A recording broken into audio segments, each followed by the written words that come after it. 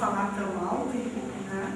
E, primeiramente, já agradecer em nome da nossa empresa, da Martinato, do São Paulo, eu me chamo Zeli, e não somos palestrantes, certo? Né? Falamos só, eu tenho o prazer de estar trabalhando nos últimos anos com essa pessoa maravilhosa, que é a senhora Alda, que está inserido no nosso ramo, no ramo de vocês, e foi uma das primeiras pessoas aqui no país a estudar o assunto de ótica, né?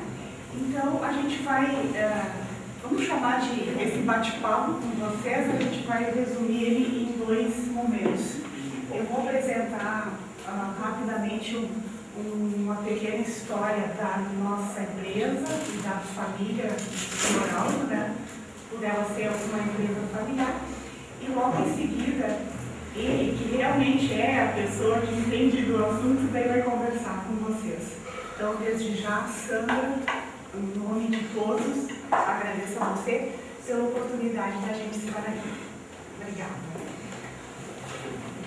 A história da Martinato, ela começa... Bom, deixa eu voltar um pouquinho, só deixa eu fazer uma breve apresentação do Sr. Aldo, só para vocês saberem quem é. O Sr. Aldo foi a primeira pessoa no país a estudar optometria, quando ninguém sabia aqui no país ainda o que era optometria. Em 1948, ele foi para a França e estudou optometria lá. Depois ele fez um aperfeiçoamento dessa formação dele na França, nos Estados Unidos. Aí depois ele voltou no Brasil, ele estudou. Ele não gosta muito que eu fale do currículo dele, mas eu tenho que falar. Ele estudou, mas eu vou abreviar, eu vou encurtar. Ele estudou, ele estudou contabilidade, ele estudou ciências políticas, ele estudou psicologia, e estudou ótica e optometria, então nem se fala, né? E eu pulei algumas partes porque eu preciso muito, eu não posso perder meu emprego. E se eu continuar muito nessa parte, eu vou perder o emprego. Aí, então, começando então a falar um pouquinho da história da empresa e a história da família do Sr. Aldo, não se inicia em Caxias do Sul, ela se inicia na cidade de Rio Grande, né, com a chegada do pai dele, que é o seu Guerino Martinato, e no primeiro momento não se instalou lá em Caxias, ele se instalou na cidade de Rio Grande. Lá na cidade de Rio Grande, o seu Guerino, em agosto de 1912, ele funda a Relojaria Royal, né? E depois, a convite de um outro empresário lá de Caxias do Sul, que talvez vocês já tenham ouvido falar, que é Abramo Eberle também, que é uma pessoa conhecida nacionalmente, convidou o seu Guerino para vir para Caxias, achando que em Caxias ele teria mais oportunidade de dar continuidade nos negócios dele. E assim ele o fez, né? Em 1934, o seu Guerino se muda para Caxias do Sul. E esse slide mostra para vocês uma vista do que era Caxias do Sul nessa época. Eu não sei se alguém conhece Caxias, né? Hoje é uma cidade já bem desenvolvida, né? Mas essa é uma vista de Caxias na época, quando o seu Guerino para lá se mudou. E não foi diferente, realmente lá ele deu continuidade no negócio dele, né? Aqui a gente mostra uma vista dele trabalhando na época como relojoeiro, né? E essa bancada que aí vocês estão vendo ele trabalhar, a família preserva até hoje nas instalações do irmão do seu Aldo, que é o seu Carlos, que hoje em Caxias possui a ótica, e o seu Aldo ficou com a indústria de máquinas na divisão dos negócios da família. Como é que o seu Guerino trabalhava naquela época? Não existia nada, né? Não existiam materiais, não existiam nada no Brasil. Ele importava tudo da Alemanha, relacionado a óculos, armações, E assim ele começou a desenvolver a ótica lá em Caxias. Vocês devem ter observado em algum filme aqueles óculos de época, as Lonettes, aqueles óculos que as mulheres ficavam segurando, né? Naquela época se comercializava esse tipo de óculos, né? Aí então, né, na continuidade dos negócios e tal, o seu Guerino tinha 3 filhos, o seu Aldo, o seu Carlos e o seu João. O seu Carlos acabou ficando com a ótica e o seu Aldo ficou com a fábrica de máquinas, que é hoje a indústria de máquinas Martinato, né? Uma outra passagem também do seu Aldo, quando ele voltou da França em 1948, ele fundou lá em Caxias uma escola de ótica, que foi também a primeira escola de ótica do país, né? E por lá ele conseguiu formar muitas pessoas de todo o estado. Muitas pessoas naquela época passaram pela escola de ótica dele. Depois, com o tempo, essa escola ela foi assumida pelo SENAC de Porto Alegre, que é a nossa capital lá. Aí, também, pioneiramente, o seu Aldo desenvolveu as primeiras máquinas de surfaçagem aqui no país, foram desenvolvidas por ele na Martinato. Aqui eu mostro algumas imagens dessas máquinas, né? Como foram as primeiras máquinas de surfaçagem. Com a evolução do tempo e também dos negócios, em 1990, o filho do seu Aldo, o Miguel, ele assume, né, a empresa. O Miguel hoje é nosso diretor lá, ele tem formação em engenharia mecânica e polímeros e mais outros 2 cursos, né? E não diferentemente do seu Aldo, o Miguel, muito bem, vamos dizer, uma administração muito assim, feliz, vamos usar essa palavra. Ele deu continuidade nos negócios e hoje a Martinato tem a linha de surfaçagem das mais atualizadas.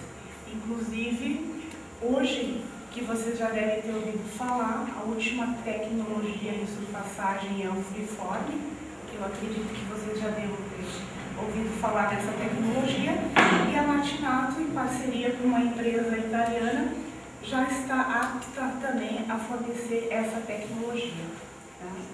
Não diferentemente na linha de montagens, o Miguel, na sua administração, fez também uma aliança comercial com uma empresa japonesa, que é a Takubo, o que nos dá condições hoje de ter as facetadoras, podemos dizer que as melhores do país em termos de qualidade, e também a máquina que se adeque à quantidade de produção que o momento da ótica está vivendo, né? E também, na sua administração, paralelamente, ele desenvolve a linha de optometria, onde hoje a gente pode considerar que temos uma das linhas de optometria com todos os equipamentos, uma das linhas mais completas, né? Então, resumidamente, essa é uma história da família, da empresa, né, que eu gostaria de passar para vocês, só para a gente se situar. Mas a estrela mesmo do dia não sou eu, é esse jovem senhor que agora vai conversar com vocês sobre o assunto em si, né, que é ótica e optometria, né? E eu cometi uma falha grande na minha apresentação, né, que vai estar aí com vocês. Pioneiramente também, ele foi a pessoa que escreveu o primeiro livro do país sobre ótica. Então, aqui com vocês agora, o Aldo Martinato.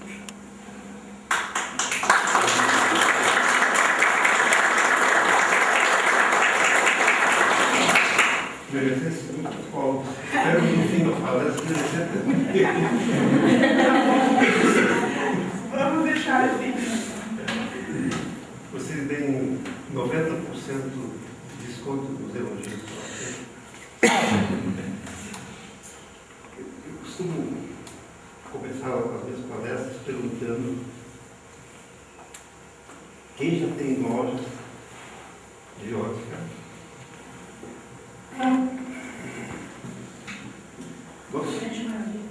Você? Quem já é formado em optometria?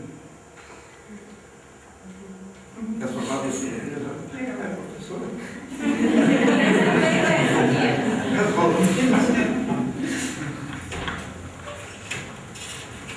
Com licença. Pois não.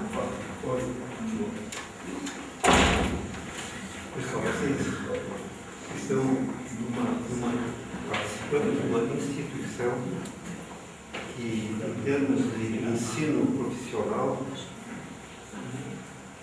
não deixa nada a desejar. Provavelmente seja uma das melhores do Brasil.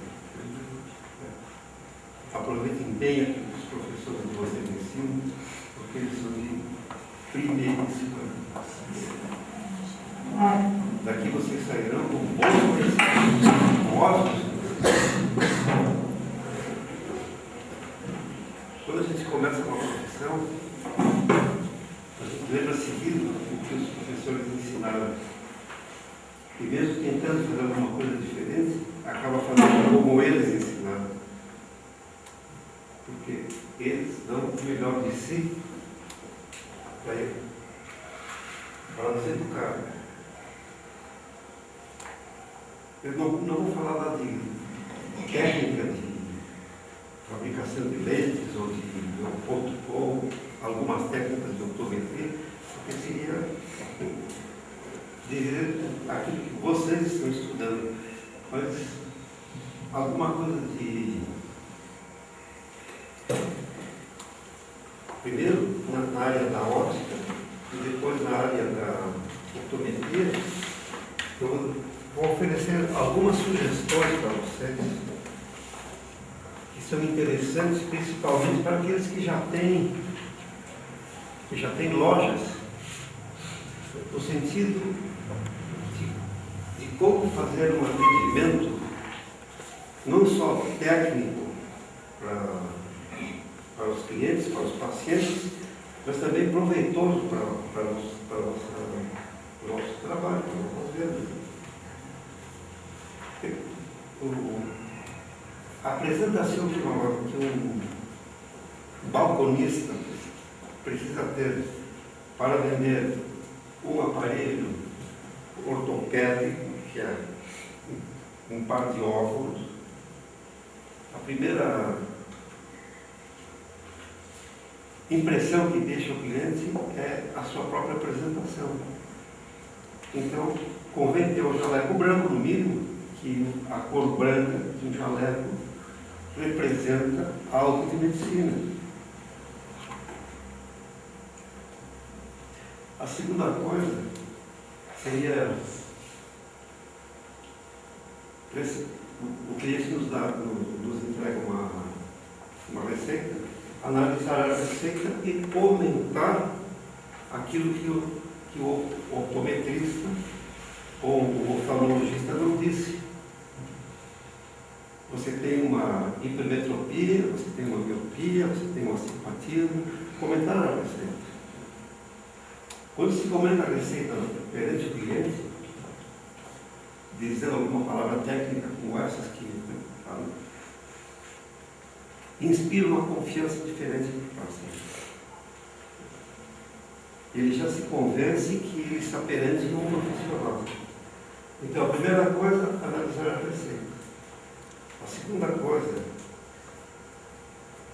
é mostrar uma coleção de lentes.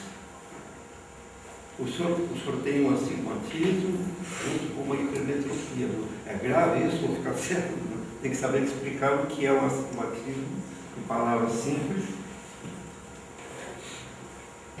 Quando eu estava no balcão, eu disse assim, imagina um balão. Imagina um balão. O balão é bem redondinho, esse é o globo ocular. Se eu dou uma apertadinha assim, ele fica achatado, né? Então a imagem que eu vou ver vai se distanciar, não vai ser correta. Eu vou pôr uma lente nos seus óculos que vão compensar esse achatamento assim. Alguma coisa desse gênero, assim, bem simples para que o paciente.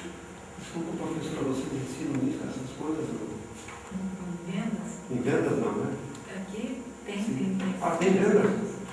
Eu estou A grande maioria também já técnica em ótica. Na ótica também? Tem vendas também? Eu achei que não tivesse. Então eu estava dando isso aqui, vou continuar. Mas é bom ver várias vezes. Sim, eu vou continuar, vou lembrar para vocês aqui, para vocês aprenderem. A segunda coisa que se mostra, que se apresenta para o cliente, em primeiro lugar, são as lentes, uma coleção de lentes. Vocês têm um tabuleirozinho qualquer, vocês têm uma lente, uma dioptria esférica bem alta, positiva e uma negativa, para que o cliente veja as espessuras diferentes. Olha, o seu defeito ocular é para essa lente aqui, para a miopia. É fininha aqui no centro, próximo às veias. Outra coisa que se mostra é uma lente fotocromática. O senhor, nesta lente, o senhor pode incluir um fotocromático que serve para a mudança de luz entre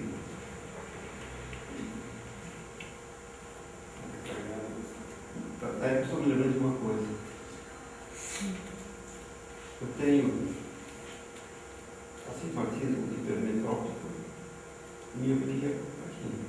Uma lente positiva e uma lente negativa. Esse óculos foi feito na Alemanha. Esse é o primeiro mundo. Eles fizeram as lentes fotocromáticas e o que é que acontece? Quando estou no sol, essa lente fica mais escura e essa fica mais clara. Porque uma é positiva, outra é negativa. Ou seja, um erro crasso de um ótico de nosso país de primeiro mundo desenvolvido e que recomendou o fotocromático, que não deveria ter. Né? Eu, inadvertidamente, eu nem me dei conta que eu estava comprando um óculos desse. Quando eu estou no sol, né, eu fico no óculos de uma lente escura e outra clara. Então, precisa analisar, sempre precisa ter consciência daquilo que se oferece para o cliente. E depois temos mais os complementos, né? É o tratamento de UV, e esse é recomendado, tem que se oferecer para o cliente um tratamento de UV, porque nós sabemos que a degeneração da retina é progressiva e não tem cura, graças a Deus. Até os dermatologistas, quando recomendam o uso do protetor solar para a pele, né, esquecem de dizer, olha, usa protetor solar também nas lentes de óculos, né? Mesmo as lentes escuras que se compram nos cabelos, em vez de serem boas para proteger contra a radiação solar, se não tem a proteção, são piores do que as lentes neutras, porque com uma lente escura, dilata a pupila e entra mais ultravioleta no cérebro. Tudo isso você está aprendendo. Então, estou falando, ensinando para nós convidarem. Eu vou contar minha palestra porque eu pensei que ela era baseada nisso. Vocês vão receber esse roteiro relacionado com as vendas, e que eu considero a parte mais importante do começo da fabricação do par de óculos. Porque se o balcão oferece algo que não se adapta perfeitamente às lentes que o paciente precisa, a sua maneira de viver, nós temos que fazer uma análise, nós temos que analisar a profissão de quem vai comprar. se ele é um motorista, vive o dia todo em cima de um caminhão ou de um carro, ele não precisa um progressivo muito de película muito grande. Se ele é uma pessoa de escritório, advogado, que está constantemente trabalhando, ele precisa de um modelo de progressivo diferente. Isso tem que explicar para o cliente. As marcas de lentes progressivas são marcas genéricas, mas cada uma delas, cada fábrica produz 12, 15 modelos de progressivos diferentes. Cada um específico para essa profissão. Tudo isso sendo explicado para o paciente, ele vai, então, aceitar qual é o tipo de armação que mais se adapta à sua necessidade. Mais do que a estética, mais do que a beleza, ele vai se conformar com isso, vai gostar disso. Então, começa uma pré-adaptação. A pré-adaptação é para deixar a armação bastante próximo do que vai ser finalizado depois da entrega dos óculos, que é para o montador ter condições de fazer uma montagem bem feita. Uma das medidas que não está na receita é a DP.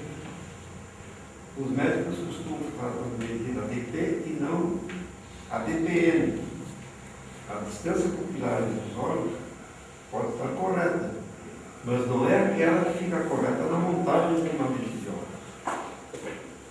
A que fica correta na montagem de uma lente de óculos é a do meio do nariz para a pupila direita, do meio do nariz para a pupila esquerda. Essa indicação tem que ser dada. A altura, depois de colocada, feita a pré-adaptação, é que é possível fazer uma medida de altura da pupila, do centro óptico, correto. Mas se não tiver a pré-montagem, na segunda, quando o óculos chega, que vocês apertam a plaqueta um pouco mais ou um pouco menos, o óculos sobe 1 milímetro ou 2, ou baixa 1 milímetro ou 2, não foi feita a pré-adaptação.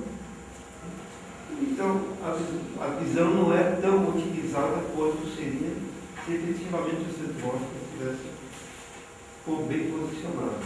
Então, a importância do balcão é o que vai favorecer a montagem de um óculos reflexo. Vocês vão receber esse roteirozinho, né, que tem a montagem e a pós-montagem, a pós-venda, a entrega do óculos, como se faz a entrega do óculos. Ao final, reconferir com o lesômetro, marcar no lesômetro do centro óptico e verificar se efetivamente está bem posicionado.